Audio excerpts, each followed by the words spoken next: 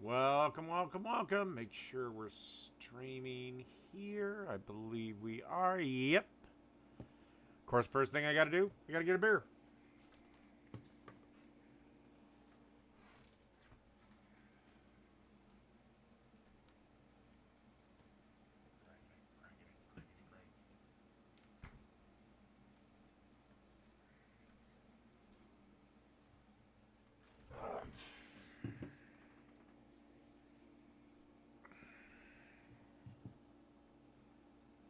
Okie dokie. Got some cooking videos we're going to look at today. Got some other stuff we're going to do. And make sure, yeah, everything's kosher. Give just a little bit more time for people to come on in, and then we'll start it off proper.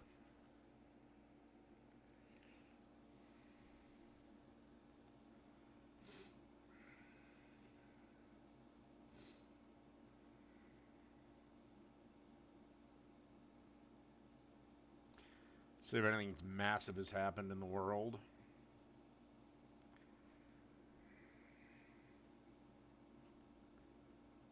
When the hell are those two fight? This fight's gonna be terrible. By the way. Because Carano hasn't fought since 2009, and Ronda Rousey hasn't fought, I think, not too much longer after that. When the fuck is this thing gonna be?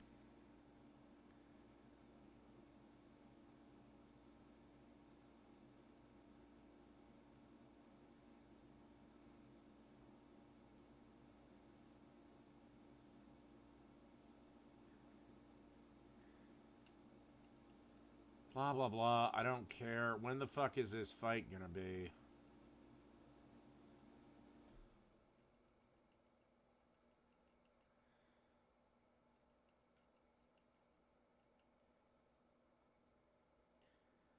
Oh, well, of course.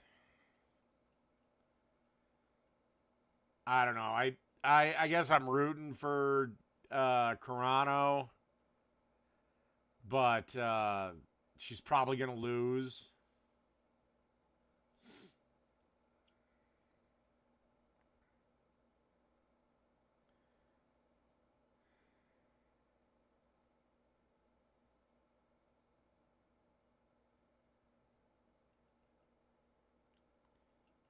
Well, of course it doesn't. Whatever. I'll talk about it later. Maybe on the other channel. I think that thing's gonna be shit. Anyway, let's get into Know about the four Roman pastas: carbonara, cacio e pepe, amatriciana, grisha. But did you know there's that fifth one that not many people talk about? Some would say is the sexier of the bunch, and it's called pasta alla Zozzona. Now it uses elements of two of the Roman pastas, carbonara, amatriciana, but it also has two other ingredients not found in any of the four Roman pastas, and those are red onion and Italian sausage. So today, I'm gonna show you guys how to make it, and it'll be your new favorite Roman pasta of all time. Now, like every good Roman pasta, you always start with some good quality guanciale. We're gonna start by removing the rind and cutting these into strips or lardons. Yeah, it's a good.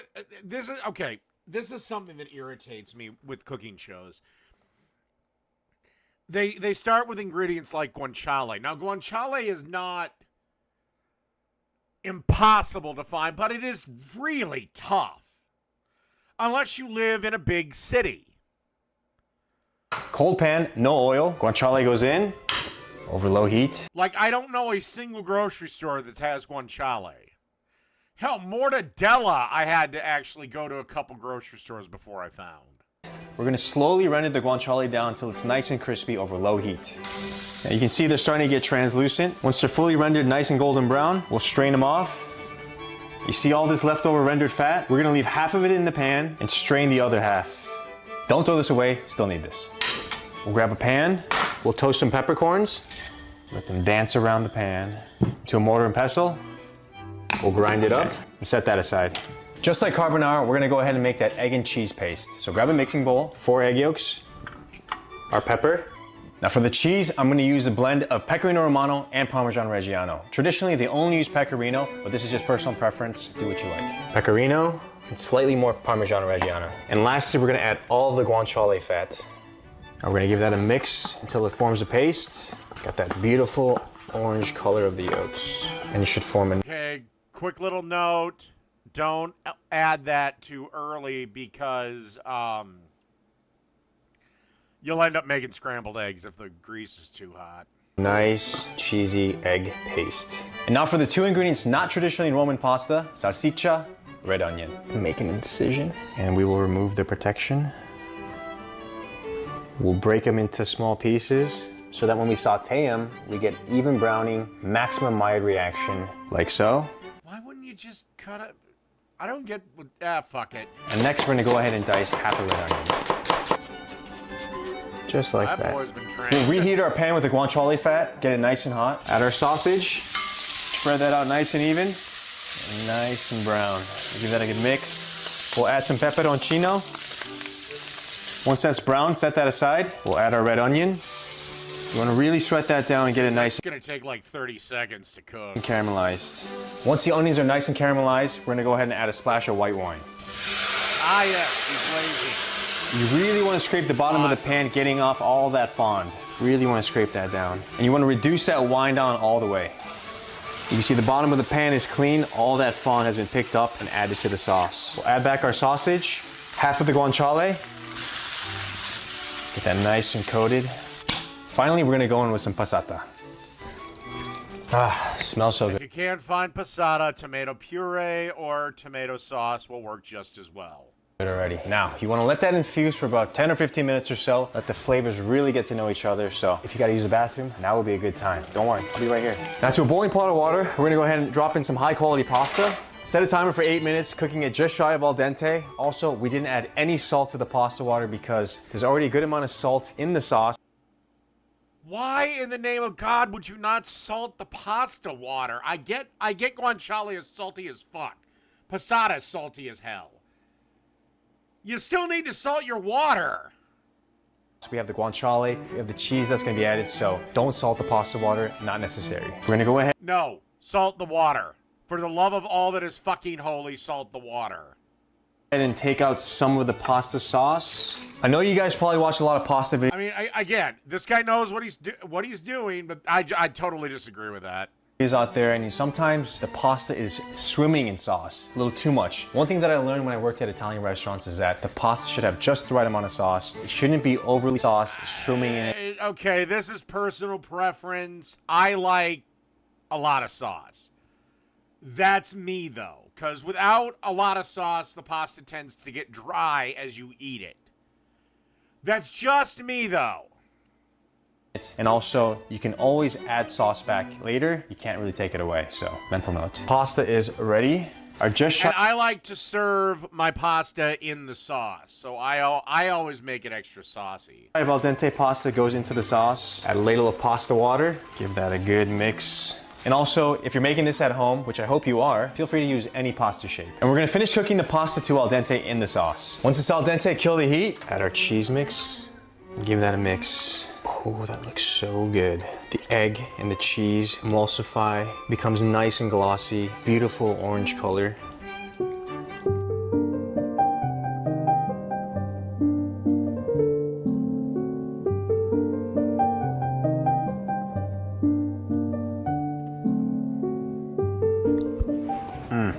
Mamma mia, delicioso. Now surprisingly, with all the fat that's in there, it doesn't feel that heavy at all. You get the flavor of amatriciana, carbonara. Honestly, you get the best of both worlds, of all worlds. It's acidic. I gotta see if I've made this before. If I haven't, I'm gonna make this.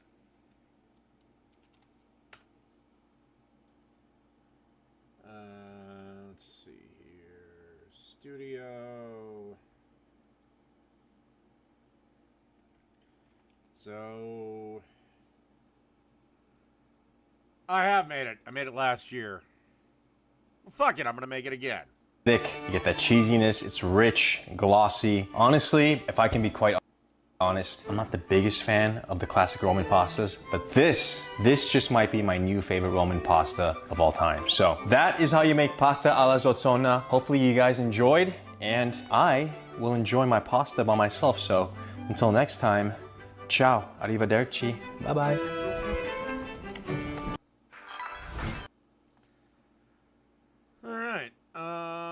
next one is, what do I want to do? Ah, fuck it. We'll do this one. The best sandwich ever made. That's a bold statement. What are you doing here? Mr. Big Time Capital One bank guy. Oh, wow, look at this place. We should just move in with you. Or just stop by. Capital One cafes are open 7 days a week. What's in your wallet? That's Capital One has a cafe? The fuck did that happen? my boy. Why? I'm going to the bank. I'm not going for coffee. Dakota Bipolar Health identifies subtle changes in your body, detecting blood in the bowl, powering health. All right, guys, before we get started, I think I owe you an apology. I was scrolling down my YouTube channel and realized I don't make enough sandwich content for you guys. So today, I'm gonna make you the best sandwich you ever had in your entire life. Meet me in the kitchen, let's make it happen. All right, first things first, let's get the party started with the beef. We have a chuck roast here. This is a less expensive cut than something like a short rib or a brisket. So you can save yourself a couple dollars. You might even have one of these in the freezer if you're somebody that makes a lot of pot roast during the winter months like me. So what we're gonna do now is gonna go ahead and cut this down into bite-sized pieces. So I'm gonna make one cut right down the middle, and then we're gonna cube this up. That way we can get a nice seasoning on the outside. Then we're gonna sear it and get it in our pressure cooker. If you don't have a pressure cooker, you can do this in the oven at like 325 for about 4 to 5 hours, with a crock pot for 4 to 6 hours. We're gonna cube it up like so, about 1.5 inches piece. It's kind of what we're looking for. I am Doesn't doing have to great. be perfectly Did you? even. It's going in the pressure cooker anyway. If you see any excess fat, you can go ahead and trim that off if you want to. Once we have the chuck roast portioned out like this, we're gonna go ahead and season it up. So I'm gonna hit it with a little salt, little AP seasoning, and some of my favorite barbecue rub. Use whatever God, who the hell is that guy on his left arm? Or right arm? your favorite is. Well, probably left arm. The camera flips Use everywhere. whatever your favorite all-purpose seasoning is. I have no idea who the fuck that is. As well, or if you're one of those folks that want to keep it nice and simple, you can just use salt and pepper. But my AP seasoning is low sodium, so we need to get an adequate amount of salt in here to flavor that beef.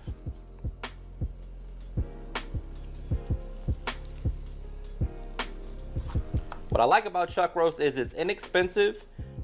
You can feed a crowd with it, and it's well marbled. It's going to be nice and tender. Tons of beef flavor there.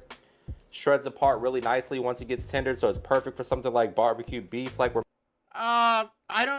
Pressure cooker is one of the few things I don't actually own. But yeah, I'd go with a slow cooker for this. making today. Start it in the morning. Now we're going down with our barbecue seasoning. Kind of roll it around on the cutting board to make sure that it's evenly coated.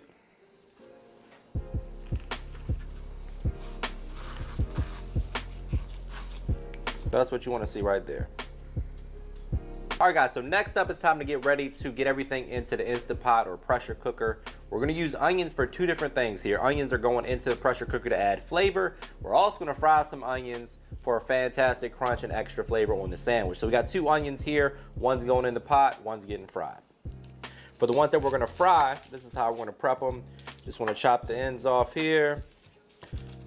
Kind of peel the skin off. I like to leave the root intact. Okay, yeah, if you don't want your house to reek of onions, keep the, that fuzzy end of the onion, keep that on. Cut it right down the middle, and then peel it. And then we're gonna cut it from the, just halves basically, little rings or half rings. Nice and thin. They'll fry up, get nice and crispy. Pairs beautifully with beef. So a lot of times you go to a restaurant, you get short ribs or steak, and it's served with those crispy onion strings on top. Similar concept, but on a sandwich. So once we got that where we want it, we'll set that aside. And then we're just gonna cut that other onion in half because that's just going in the pot to braise or pressure cook along with our chuck roast.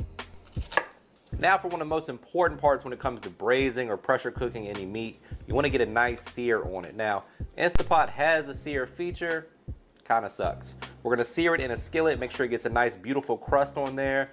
Crust is going to add flavor, texture, and color to your meat. Very important. So we're gonna go ahead, once the pan gets hot, add a little avocado oil, and then lay the meat down. Make sure that it's making maximum surface area contact with that skillet. Kind of press it down a little bit, and just give it some time. About 3 or 4 minutes per side is all you need. Then we'll add it to the pressure cooker.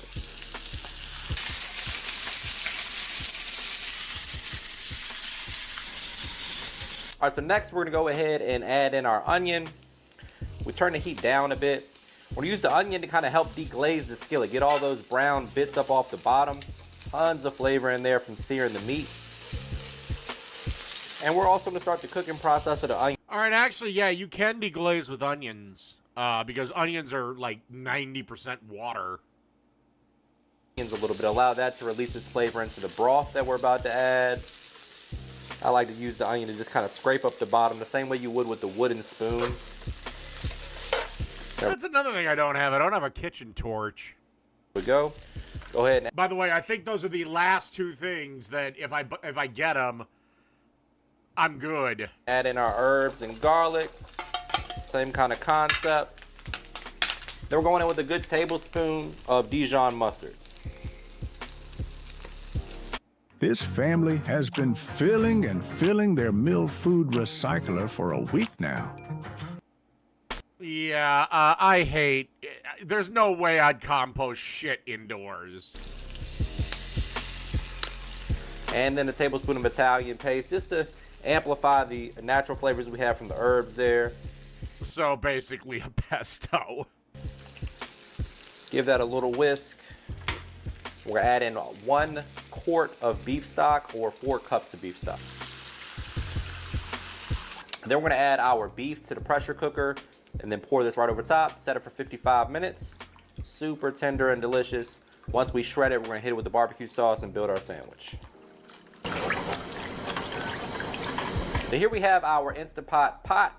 We're gonna add our seared beef to that and then pour that braising liquid right on top.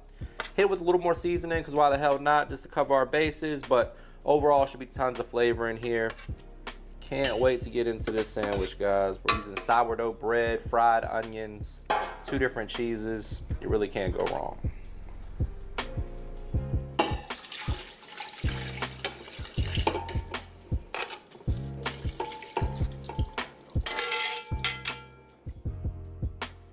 Now it's time to make our sauce. So we're gonna get started with the mayo. Just need about a 1/2 cup of that, 1/4 cup of ketchup, a couple tablespoons of sriracha. Oh God, if you can get Duke's mayonnaise, for the love of God, do it. Some diced chive. Delicious sauce here. About the same as Hellman's, but I don't know what the fuck they do to it, but it's delicious. Cup of mayo going in.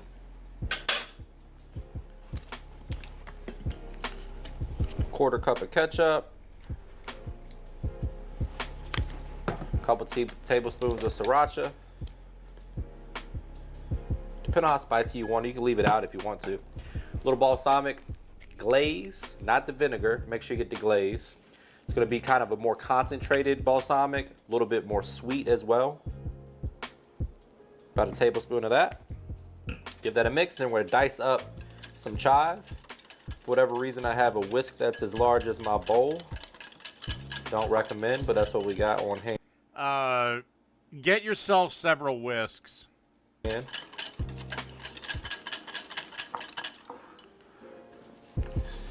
Add that to the party.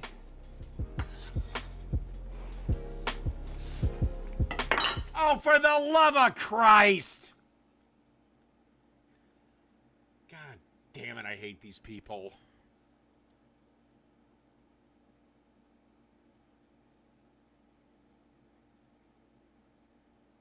All right, well, now we're back to cooking and grilling with AB.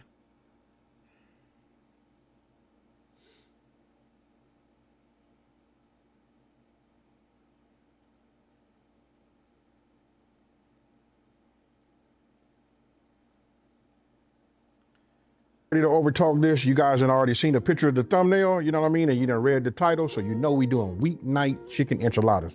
Super simple, you know what I mean? We're gonna be easy on everything that we make. We're gonna throw it together and it's gonna be delicious. With that being said, let's get it. All right, so look, right up off the rip, you see this right here? Look, I'm using a rotisserie chicken. We're gonna shred this down. This cuts down on a lot of our time, right? In my, on my blog, which is at smokingandgrillingwithab.com, and that's WITAB.com, I'll give you guys alternatives if you wanna go ahead and do your own chicken breast or whatever you wanna do, dark meat or white meat, right? So look, we got right here, we got mozzarella. Obviously you can see an onion. Back here, I got an assortment of- Oh, for God's sakes, Will, you come back on, you piece of sorry ass shit.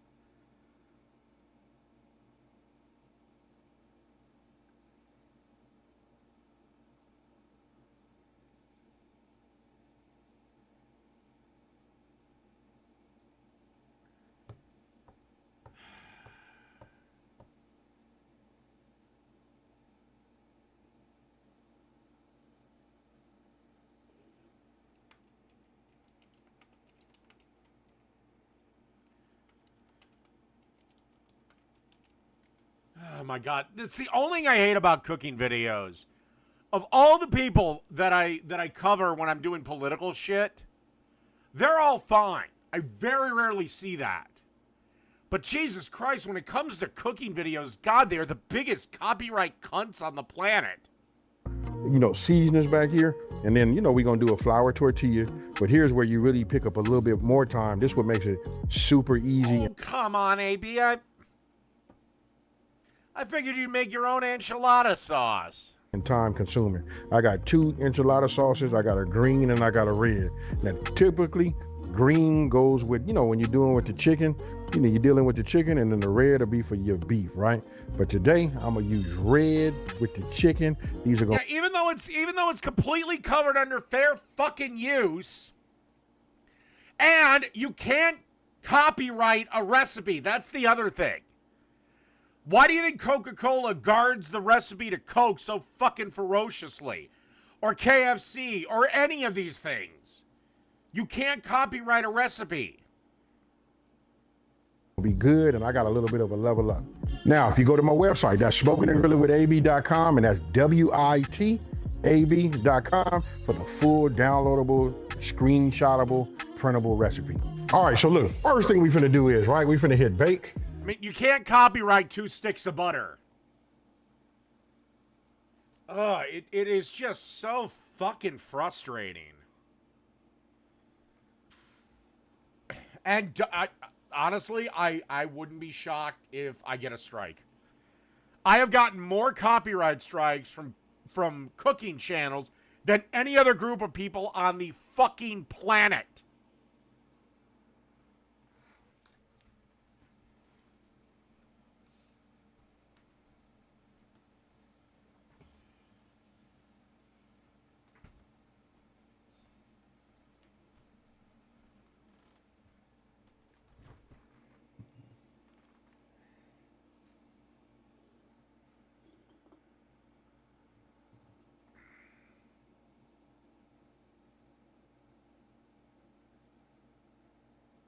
You know what I mean? We were finna run with 3. Well, believe it or not, the biggest thing that they're required by law to do is when they list the ingredients of a product, they literally have to list them in order of what is the most abundant ingredient to the least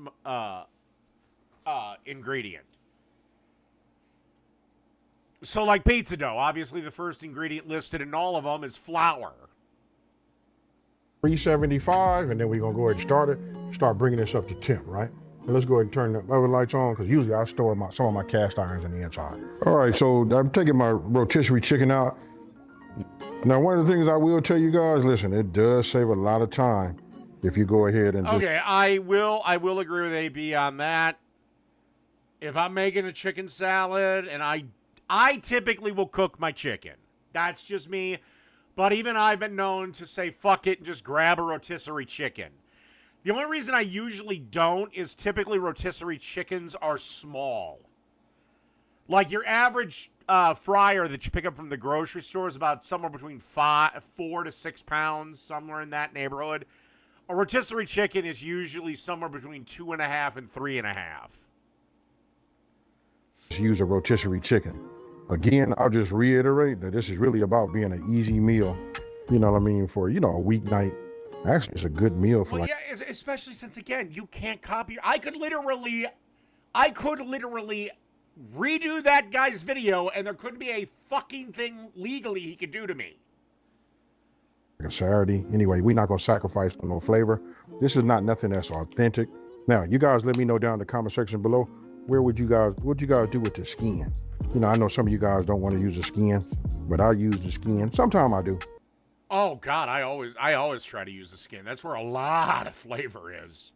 You know what I mean? But we're gonna deal with it. It'll be a game time decision. Meaning when I get ready to shred, before I do that, I'm gonna go ahead and just figure out what I'm gonna do. Now, let me go ahead and keep continuing to break this down. Get all of this meat. Here go that white meat. Right? Ooh, my goodness. And then we'll continue in just 1 second. All right, so I did just discard the skin. You know what I mean? Sometimes I save it and eat it. I just went ahead and discarded it this time. Now, this was the thigh and the leg, the dark meat. You can see it was cooked. Man, I love rotisserie chicken. You guys let me know down in the comment section below. Do you guys like them like that? Right? And then this right here is breast meat. And this right here is that backbone, right? So I'll get whatever meat I can off of it. Because the more meat we get, the more enchiladas we can make. You can always get yourself another 13 by 9, right? And just keep, continuing on until they're gone. So one more time, you'll see it. I just take it. Skin come right off. Nice and soft. But I just know so many people don't really do it. You know what I mean? They're trying to do it as healthy as possible. All right, so look, I take 2 forks after I got most of it down, off of the bone. I'm just seeing a little bit of, skin. Look, then you just want to take your your fork. I hold it with one side, and then what I do is I just kind of like shred, right? I pull, that's what it is. I pull away. Now, let's just say we was going ahead and doing some type of like boil. We were boiling chicken stock, some bouillon powder, something like that, season it up and do a chicken breast. We can put these inside of you can put that chicken breast inside of a mixer, and that paddle will shred this for you just the way you want it to be. Actually, much, much better than you doing it by hand. All right, so I got it shredded down. I'm gonna set this off to the side. Now I'm gonna go ahead and just prep my onion, right? I'm gonna bring all of this over here like that. These are gonna be the things that I'm gonna be using in just 1 second. So I'm bringing everything closer to me. So let me go ahead and get this going. Let's go ahead and dice this down. Now you guys gonna wanna get yourself a skillet. You know what I mean? Now that skillet gonna help you guys, because listen, we're gonna go ahead and break some of this down. You know what I mean? So we're not putting it in just straight raw. Okay, so I probably should have said something a long time ago about this not being an authentic, this is nowhere near an authentic, what am I trying to say? An authentic recipe, right? And if you guys really want to check it out and look at the AB, you may want to sharpen your knives, bud. ingredients that I'm using, I could have made this like a Cajun style, like enchilada, right? But anyway, I'm gonna go ahead and just cut these down like that, right? So let's go ahead and, all right, so this. Yeah, but the thing with chicken is, it doesn't really have any fat. So you kind of have to get flavor where you can. This is what we're gonna do. I'm gonna go ahead, let's get a fire underneath the bottom of here. I'm gonna start with a medium flame. That's my medium, folks, if you guys can see it, right? That right there would be good. We just put a little heat on here. I'm finna bring my extra virgin olive oil, right? I'm gonna go ahead and just add this to it, just a little Using a wok. bit to it. About a tablespoon. It looked like I put a lot in there, but that was probably like about a tablespoon. You know me how to do it. If I need to add some more to it, I will. Right now, I'm just finna wait till this heats up. Once I see it shimmer a little bit, then we're gonna go ahead and add, our onions. All right, so now we'll go ahead and just add, our onions. But you guys can see where we're going with it. This is a perfect recipe for you guys to go ahead and figure out what kind of enchiladas you want to make, right? You can make any type of style that you want, Well, honestly, unless it's ground beef, the cost of beef is getting so fucking ridiculous.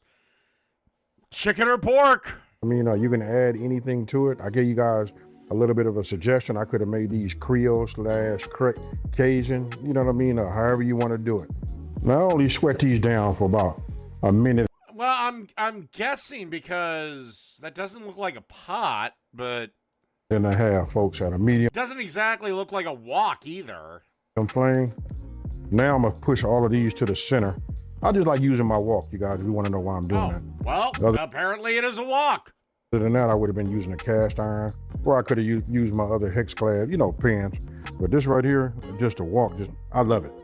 Right? So look, by me pushing everything to the center, it allows me to go ahead and continue to talk and teach, right? And then put your garlic, your minced garlic, right there on the top. Now I don't have to worry about it. Like I said, the only thing I disagree with is buying the canned enchilada sauce when it takes 20 fucking minutes to make it. Or less. I've made 2 enchilada sauces. They're not hard. Burn. Get some more, take anything that came off the side. But honestly, it's grilling with AB. Who gives a shit? Because that's all still good garlic. We go in and we just repeat. Let's do it like this. Oh, I love woks. Especially if I'm doing anything Asian, because yeah, they cook shit fast. This time. All right, now that we have that in there like that, what I'm gonna do is now I'm at the medium. We're gonna keep it like that. And now I'm gonna stir this and I'm not gonna stop. I don't want nothing to burn and we'll just do it like that. Now I'm gonna turn this down to a low. Got my heat down on low and we'll just sweat that down, and it already lets me know that it's working. I can smell the aromatics, from it. Now, look at that right there. We're not trying to take it all the way down where it becomes completely translucent. Odd. Jake's crew isn't here. They're probably still all crying about the recent Supreme Court decisions, Virginia losing its case. And pretty much the Republicans have a good shot of doing the midterms. Right, we still want to have some integrity. You know what I mean? That's going to go a long ways, but I can tell you. And to be brutally honest, once you go gas, you don't go back. Electric has one caveat though. One advantage. Especially with certain things. Once you start cooking them on gas, you would better not even take a piss. Because it'll burn. Once you're on gas, so crack your beer, get everything you need. Because you can't mix a cocktail if you're using gas. Got that extra virgin olive oil with this onion and garlic in it. Ooh, my goodness. Now we want to get that, and we want to go ahead and add, our chicken to it. Real simple. You see how this goes? But no, if I had to, and I will say, electric has really come a long way, or the infrared, or whatever the fuck it is. But no, there's no way I'm giving up my gas. Sorry, I don't care. Fuck the environment. Fuck my health. I don't give a shit. I am not giving up gas. If I wasn't making a video, I would have been finished already. All right, so now I'm just getting ready to just move this around just like this with this heat. And guess what? This becomes I've done both. And electric does have... The advantage is electric is a lot more forgiving. If you have gas, you will literally have to relearn how to cook because it's so much faster. Confused with all. But if you really want these little camp stoves that he's using, these are like $20 and they're pretty good burners. I've used them myself. All of the onions, garlic, extra virgin olive oil that was garlic. The only thing that sucks is you do have to keep buying and rebuying the goddamn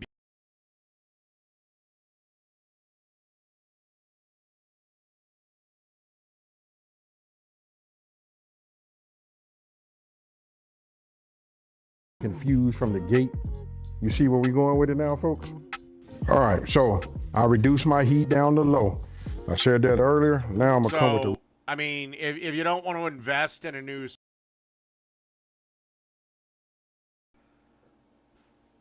just use these damn things. Rest of my Worst comes to worst. Your average house kitchen, there's more than enough space where it's not an issue. Your average, if you're in an apartment, open up a fucking window. You'll be fine. seasonings, and we just finna add that to it. White pepper. Have you guys used white? Oh, if you don't have a gas line to your house, oh shit, yeah, that'll cost you about $400 for the stove and about $10,000 for the city come out and hook up your house to gas. I would invest in these things then, these little camp burners. You can find them at any Target, any Walmart, especially Walmart, or Fleet Farm, Menards, Home Depot, Lowe's, Dick's Sporting, any sporting goods store, Dick's, Gander Mountain, Cabela's, what the fuck ever.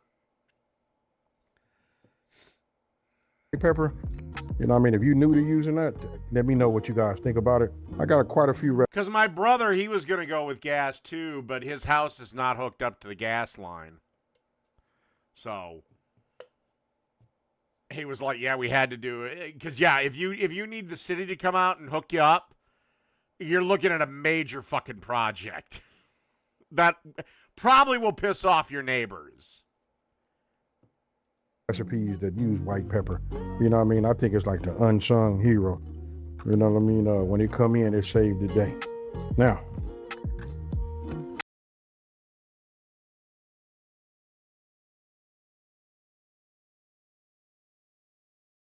That.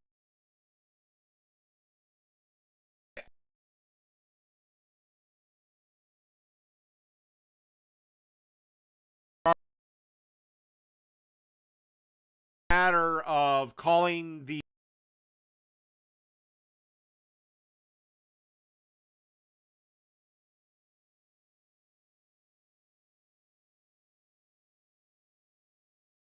installing it might cost you another $400 or $500. But again, I don't know where you live. I've never been in your house, so if you do want to switch, get estimates at least. and then being honest, Again, these are perfectly fine. I've used these in the past myself. These are actually pretty good. And like I said, they're about $20, $30 at any Walmart. with you, it kind of like tastes the same, but without the effect of it being dark. It depends on what you're making. Why am You know, I but it's cutting- such a well, I don't know why the hell I'm cutting out then. What is this other black bar?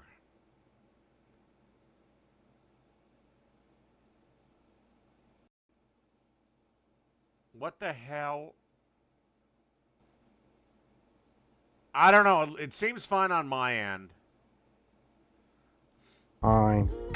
grind. Okay. But anyway, But yeah, if you have a gas water heater, then that means your house is hooked up. You just possibly need to install a new line, which again might be a couple $100.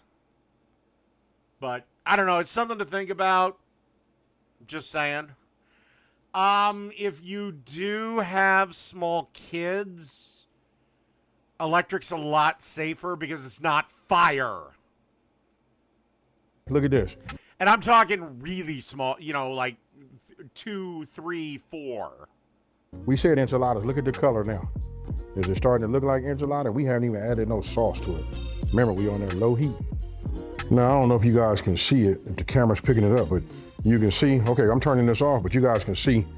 Remember my onions? This is why I didn't want to make them translucent in the beginning. I want to get it all there and cook it down. Now, this is ready to go. It smells like chicken enchilada already, with just the spices that we put in there. Now, you guys let me know after you make this. Come on back and talk to me and tell me, did you guys double up anything as far as your spices? What kind of enchilada did you make? And so on. Now, if you guys watch, I'm getting ready to bring, this is my casserole dish, right? Now I'm gonna do this. How am I gonna explain this? Okay, so this is how I'm gonna do it. I'm gonna take this. Now let's bring this into place so you guys can see. Now remember I said we're gonna be using the red sauce, right? So I'm gonna do this one. Now we could do the green. It's up to you guys which ones you wanna use, what kind of cheese you wanna use. You could have used anything, right? But today my tool of choice is gonna be mozzarella, right? And then you see that I got this out. You see it coming a block. Remember, always shred your own cheese.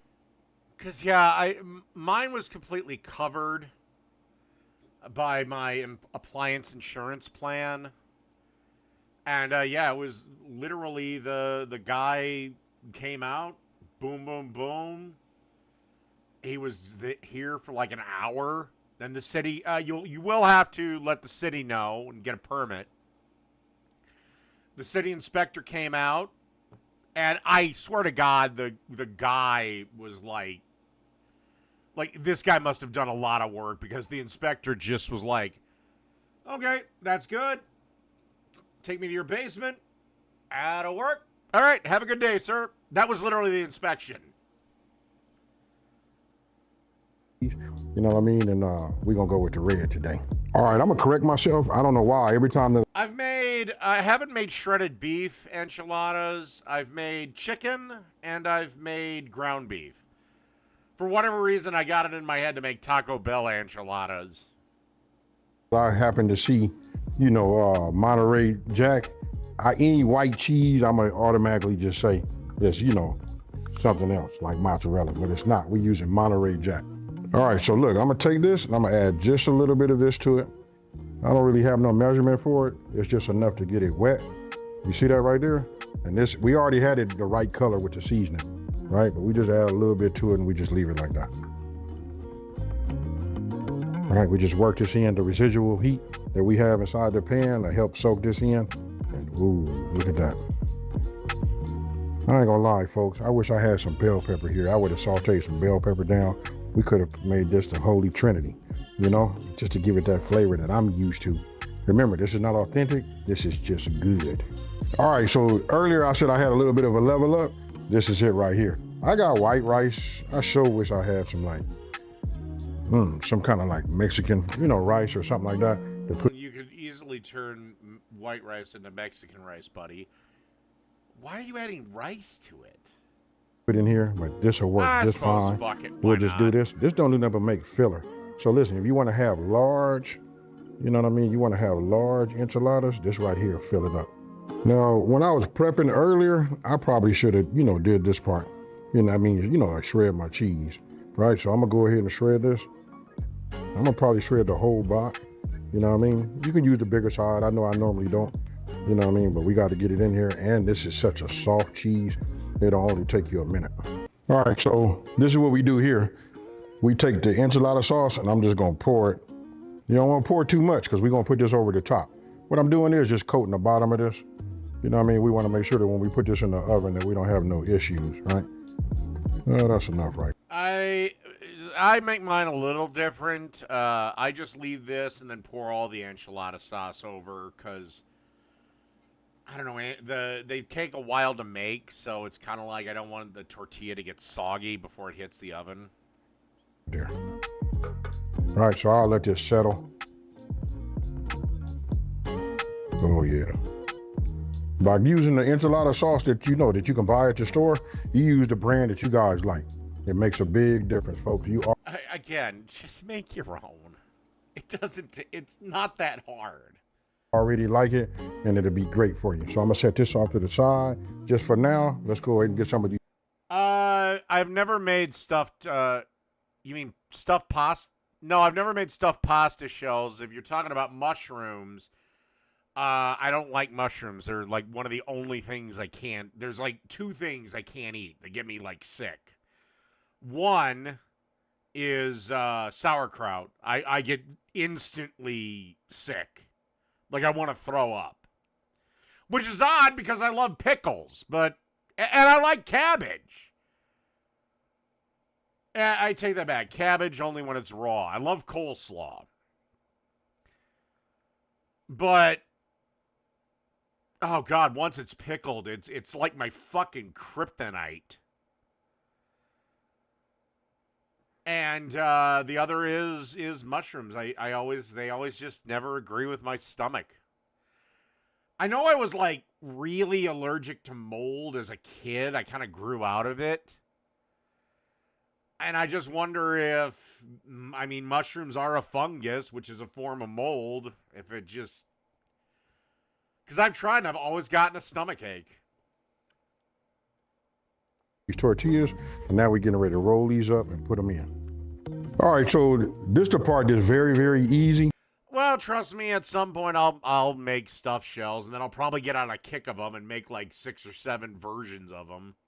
You know what I mean? Again, this is going to be one of those type of recipes that you could put together, you know, with somebody who's brand new, especially if you're teaching someone how to cook. This is a good one for them to learn, right? Because they can get their. I mean, I like supreme pizza, but I don't do mushrooms on it. I can do the green pepper, we can do the onion, we can do the olives. Even though I'm not the biggest fan of olives either. But, you know, I can deal with them. Hands on, you know, and figure it out from here, right? So now I'll just bring some For whatever reason, mushrooms, I can't, yuck. cheese. Now you guys make them as cheesy as you want to, right? All we do is we take them like this. I'm gonna stuff these. We're gonna put some on the top too, right? But then we just take it, we just roll it just like this, right? And we keep that. Yeah, you need the cheese. That's the fucking glue. That seam down on the bottom. I'm gonna pick up the bottom and we just go ahead and take it. See, that's why I don't put the sauce in the pan, because that first one's going to be sitting for a while, because while I love enchiladas, they are a bit labor intensive. Set it right here on top with that seam on the bottom so it don't come loose. It's just that simple, folks, right? So let's go ahead and get another one. Let's start another one. You know what? We just put it in there. Give it a jump start. All right, tablespoon. Now you guys make them as big as you want to or as thin as you want to. Remember, we rolling these. And a good friend of mine, he hates anything pickled. Pickles, pickled red onion, pickled anything. I think he just doesn't like vinegar that much. Up. We got a little bit of that rice in there. A lot of that is filler, but it's still good. It absorbs everything, right? Have that. Well, if you want another funny story of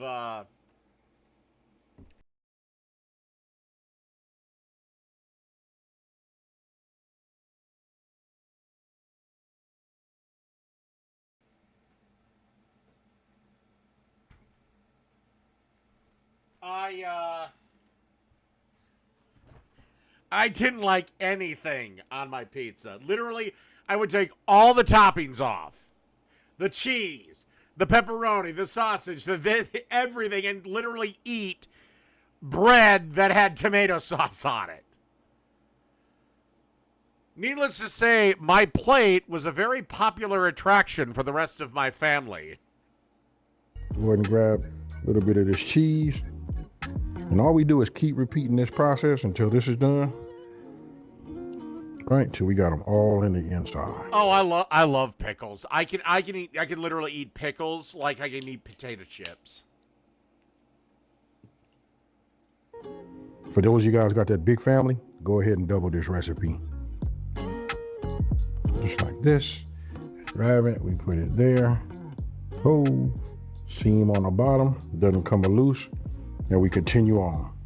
Okay, so these are the ones that you guys saw me do earlier. I had some extra, got me a smaller. Oh, I like pretty much every type of pickle. Spicy pickles, bread and butter pickles, regular dill pickles, kosher dill pickles. Casserole dish. I'm honestly shocked I've never done pickles before. Went ahead and used the green chili enchilada sauce. So you see that right there? I put some cheese over the top. Now we're gonna do the exact same thing with these right here, right? Now, I'm just gonna pour this in here like this. You know what I mean? We might have to get in here and brush this. Now, I like mine to be, I'm gonna just tell you this right now. If you don't coat them, right, and they don't have nothing wet on there, the flour tortilla, what it does is it'll get a little crunchy on you. It's okay if it do a little bit, even if it's not a whole lot on there, but this is the way I like for mine to be. Now I got some more on my can. I'll get mine the way I would like it. Actually, I feel like this is really, really good right here. All right, now you just take your cheese and you just go ahead and put this over here Now remember, I still save a little bit of cheese at the end, because even though, you know, this is gonna melt, slide through, fold down and all of that, I wanna go ahead and put some more on there. It's all about that presentation and the taste on. Right, so you guys see them like this? Ah, yeah. And I think that'll be enough. Let me go ahead and snap a picture of it from a blog. You know what I mean? And then we're gonna put these in there and we're gonna put them in uncovered. All right, so when you're done, we looking just like this. Now don't forget, I got red and green. These are like my residuals. What I'm gonna do, my extras, what I'm gonna do is I'm gonna put them in the oven. We're gonna go in the oven for 25 minutes. And again, that's uncovered. All right, so look, my timer just went off, right? So I'm gonna go ahead and stop everything, cut it off. I'm gonna pull these out just so you can see what they look like. Look, the cheese melted just fine. I can see it all bubbling in the inside, so I know the insides are nice and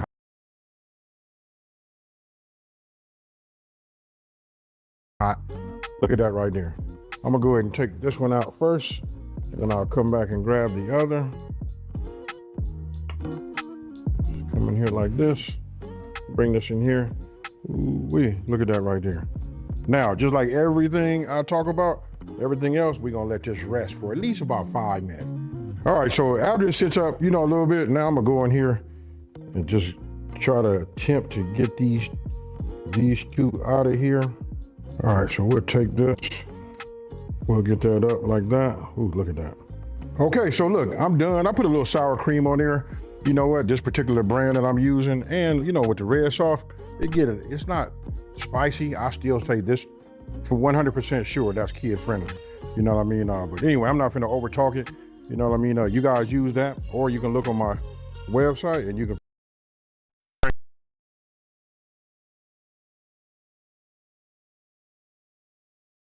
I'll just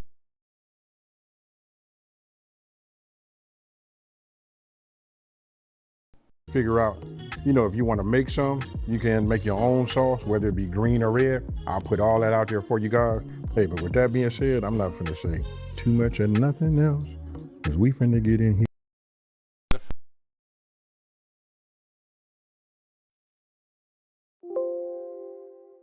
here and get us some good eating, folks. Cheers, y'all.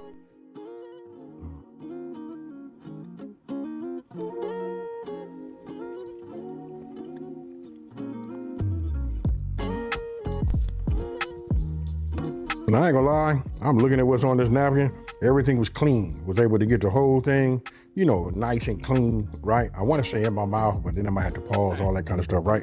So listen, let me go ahead and do my thing with this. Now, I want to say this. You guys let me know, again, what would you do to add inside of this to make it your own? Remember, this is not authentic, but it's good, folks. I promise you.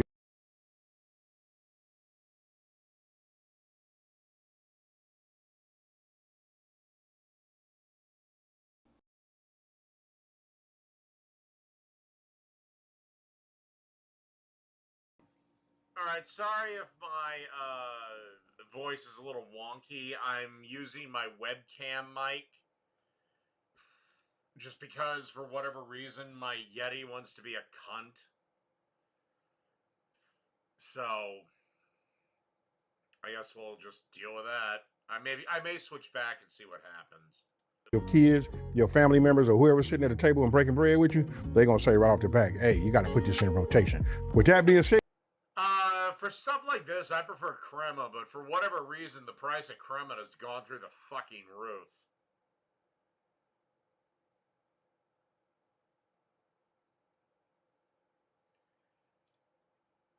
Okay, where are we at with time and where are we at with this?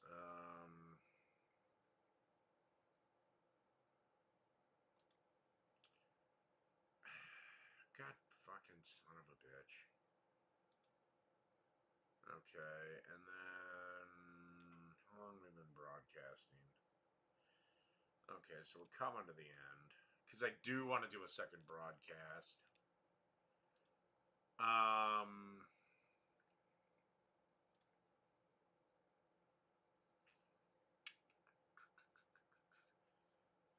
Let's do, because people love it when I get angry. Let's do Cooking with Jack.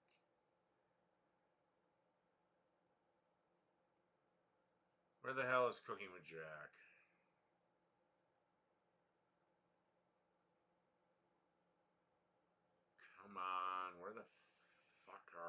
know I pulled your goddamn video, you sorry ass sack of shit. Oh, there we are. Okay. This is air fried nachos. Okay, Jack, you cannot fuck this up. He'll probably find a way. Get ready, let's go. It's Cooking with Jack. Put on a tasty show. Hey guys, okay, so basically, after the video went live, a lot of people wrote, hey, can you do a side-by-side comparison of the air fryer? It's called Turbo Blaze, so it should be faster than this one, so. Why in the name of Christ would you do that? We're gonna do two things today. One, we're gonna heat up some, what do we got? Hot Pockets or something. Side by side, see how they do. And then two, we're gonna do the promised air fryer nachos. Turn it up a little bit. You're getting 2 for 1 in this video. Get ready. All right. They said like 12 to 15 minutes, so we're gonna do 360 at 13 minutes. Let's pause that a minute. Get this one over here.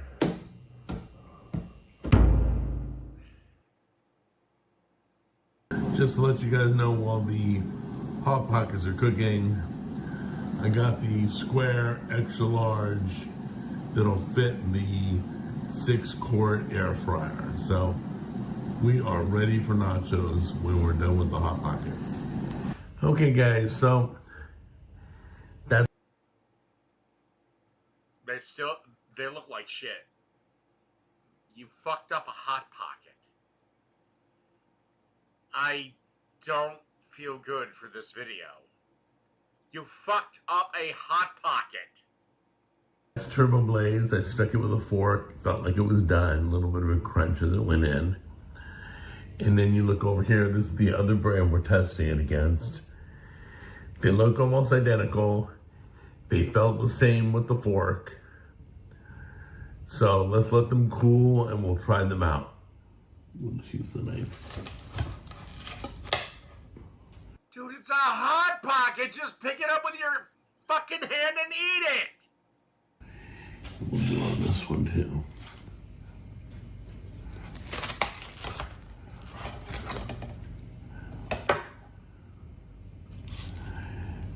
Oh, they're both hot. That's hot. This one's hot because I felt it. Oh no, it's not quite as hot. Cheese. By the way, if you like Hot Pockets, good on ya. I hate Hot Pockets. I fucking hate them. Looks melty. They kind of look identical inside. This is...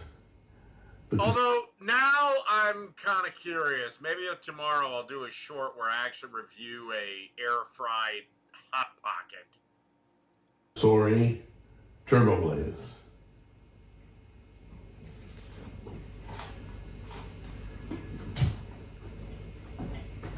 This is the other brand. Give it a try.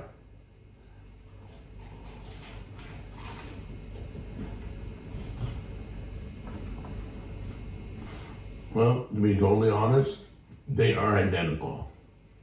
Yeah, no shit. It's a Hot Pocket. Literally. Temperature, crunch, flavor, everything, same amount. 360, 13 minutes from frozen. Alright guys, so we're gonna start with... Well, don't feel too bad. My ice thing on my fridge has been busted for a while. I just haven't felt the need to replace the fridge. Chips, of course, because they're nachos. These are, they love these chips. They're like kettle kettle tortilla chips. I don't know the. Once again, you could just buy corn tortilla chips, make your own, but okay, fine, fuck it. They're really crispy. I'll lay that out. Well, they're not going to be crispy once you add meat and cheese and all this other shit.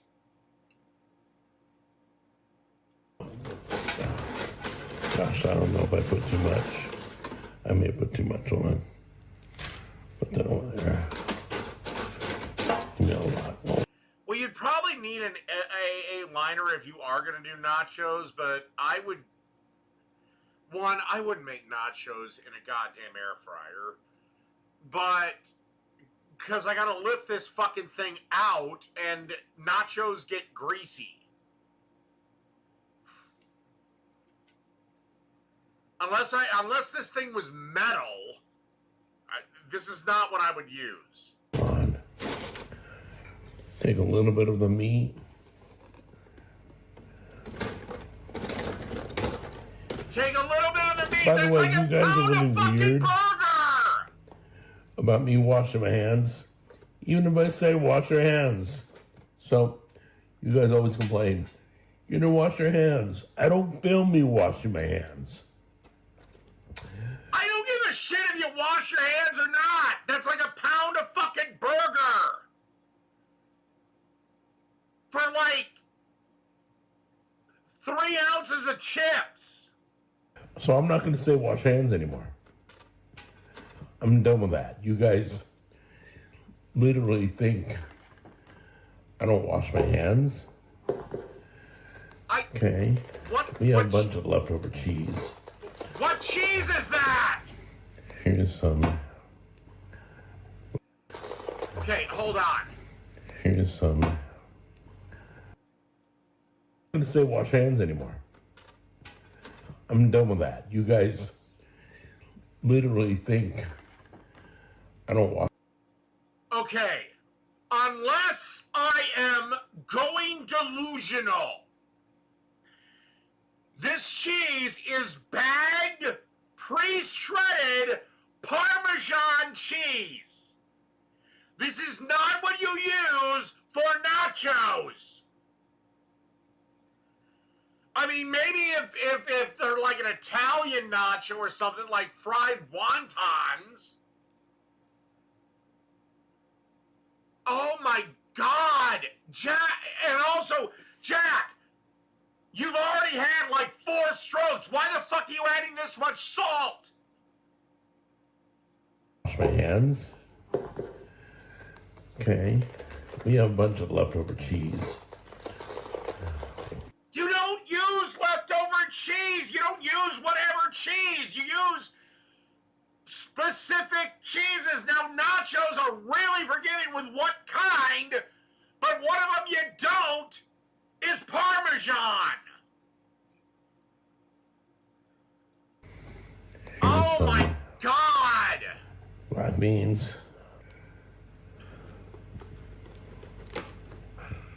Any crispiness is gone. You don't put the tomatoes in the fucking air fryer! That's something that goes on after the goddamn nachos are done! Also, beans go under the fucking cheese, not on top of it!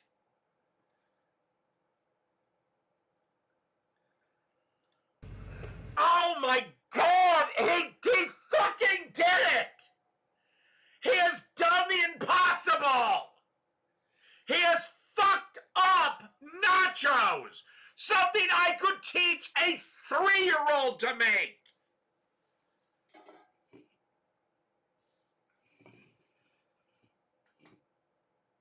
Literally! Uncle Dave, can you teach me make nachos? No problem, little guy. All right, first thing we're gonna do, put out the fucking chips. Then we're gonna cover it with some beans. Then we're gonna cover it with some cheese. Then we're gonna put it in the oven. What about tomatoes and sour cream and green onion? No, little guy, after it bakes and cools down a little bit, then we'll add that shit. And we'll just eat it from the tray. Oh my God, he fucking did the impossible. He fucked up nachos. Little bit of olives.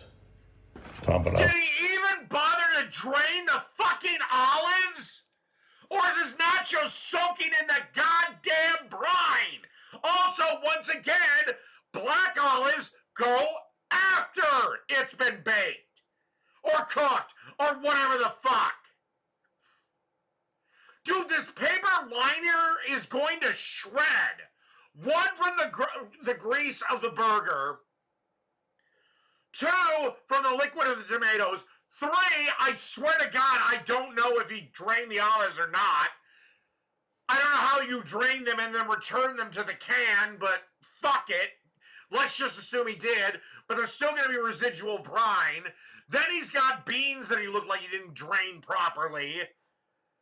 This paper liner is going to shred before he gets it into the goddamn air fryer. Put a little more cheese. Not to mention the fat and grease that's going to be caused by the cheese. Oh my God, how do you fuck up nachos? There we go. Okay. All right, let's get that in the air fryer. Oh my God, and a cow had to die to make this video. I'm not a vegan. I understand, but Jesus Christ. They may have a point when a cow's corpse has been abused this badly. And cook it up. Okay, into the air fryer it goes.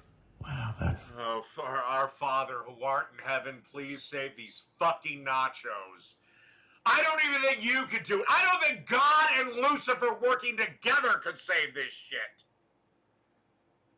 Thick nachos. That's gotta be like nachos for two, seriously. That's... Nachos for two? For two? Jack, for the love of all that is fucking holy, you need to start taking better care of yourself. Crazy. That is an extra large air fryer basket that's probably 2-3 pounds worth of food, about 8,000 milligrams of salt. And that's for you and Tammy. Oh my God. Together real quick. And you wonder why you keep having fucking strokes. And no, I don't have the same compassion as like August the Duck has. He did this to himself. And he doesn't do his physical therapy that would grant him some relief. Let's check it out. So we're gonna do 360 degrees for 5 minutes. All right, wow, that was quick. Timer just went off. Let's take a look. Oh, wow. Well, that's a crime scene. They look perfect. You know, normally when nachos are served, you see visible chips. Not a mountain of shit atop said chips. They look perfect. Then, Mr. Jack, me and you's idea of perfection are in different fucking universes. Actually, they're in different multiverses. Look at that. All right, let me get them on a plate real quick. All right, this kitchen's a disaster. I got plates, I got dirty dishes, I got ingredients all over the place. Did he air fry a burger? Give us a try. Come on. Come on. Here we go. Great, it looks like he's trying to eat a fucking diaper. The only thing that shocked me was the liner actually held up. Now watch, he'll say it's the greatest thing since sliced bread.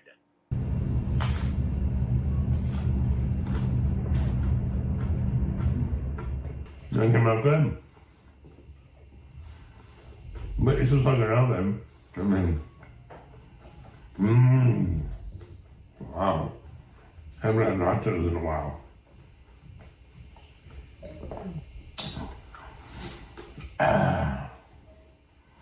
Try it out, guys. No. No, I'm not. I will do my my nachos if I'm going to make a large batch in the oven. Like a normal human being. Anyway, that's it for this one. I'm going to go...